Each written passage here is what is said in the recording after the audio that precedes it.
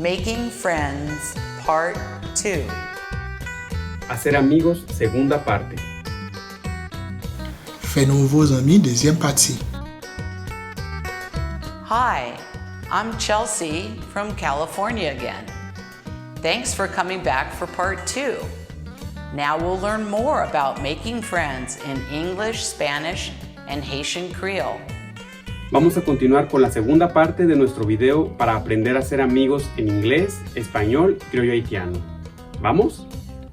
Hello guys, faire nouveaux amis, deuxième partie. Moi c'est Junior, moi sorti Haïti. Kounia nous pral montrer dans la deuxième partie comment capable faire nouveaux amis en anglais, espagnol et puis créole haïtien. Do you speak English? Do you speak English?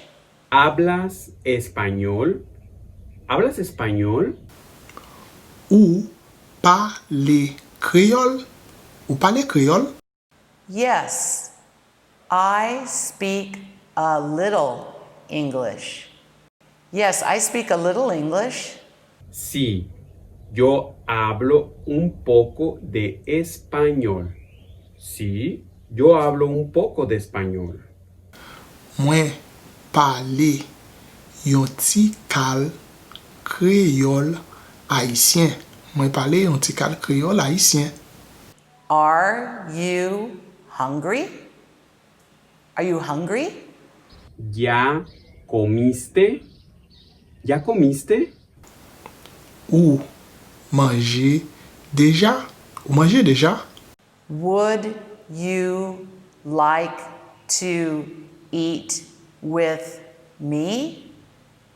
Would you like to eat with me? ¿Te gustaría ir a comer juntos? ¿Te gustaría ir a comer juntos?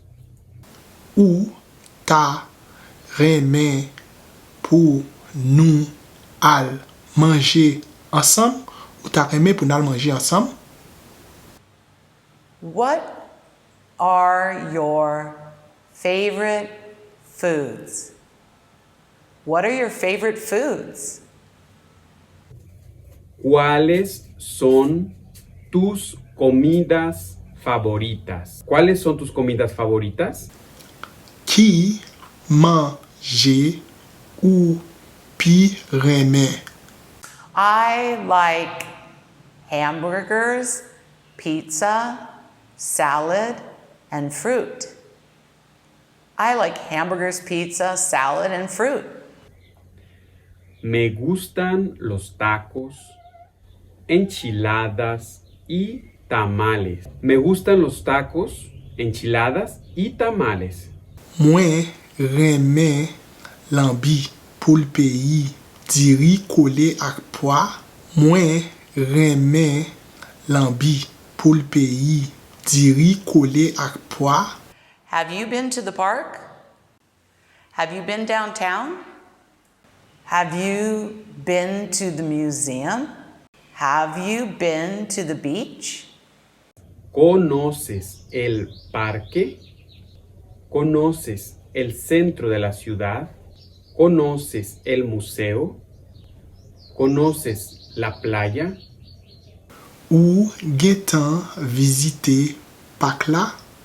Ou gen tan vizite Centreville la? Ou gen tan vizite Misea? Ou gen tan vizite plaj yo? Would you like to go with me? Would you like to go with me? ¿Te gustaría ir conmigo? ¿Te gustaría ir conmigo? Ou ta remè mene ou? Ou ta remè mene ou? What kind of music do you like? What kind of music do you like? ¿Qué tipo de música te gusta escuchar? ¿Qué tipo de música te gusta escuchar? Ki kalite mizik ou pi remè? Ki kalite mizik ou pi remè? I like rock, hip hop, and oldies.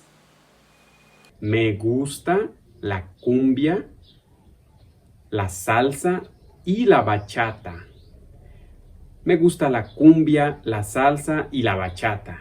Mwen reme racine, compas, epi zouk. What are your hobbies? What are your hobbies? ¿Cuáles son tus pasatiempos favoritos? ¿Cuáles son tus pasatiempos favoritos? Ki sa ou kon fè pou amize ou. Ki sa ou kon fè pou amize ou. I like to play volleyball, go dancing, and watch YouTube videos and movies. Me gusta jugar fútbol, salir a bailar, los videojuegos y ver películas. Me gusta jugar fútbol, salir a bailar, los videojuegos y ver películas. Mwen reme jwe football, jwe video game, gade film, al danse, al nan plaj. Mwen reme jwe football, jwe video game, gade film, al danse, al nan plaj. It was nice meeting you. It was nice meeting you. Gusto en conocerte. Gusto en conocerte.